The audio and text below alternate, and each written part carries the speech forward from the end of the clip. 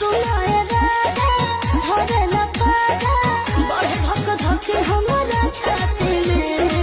करेला मन खूबे जाती कमर धके राती में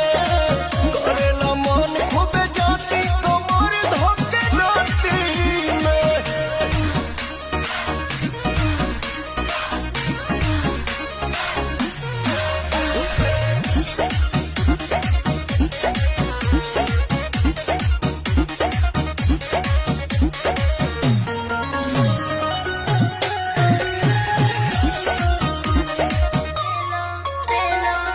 उठला हर गरम रात भर तोरे राज करेला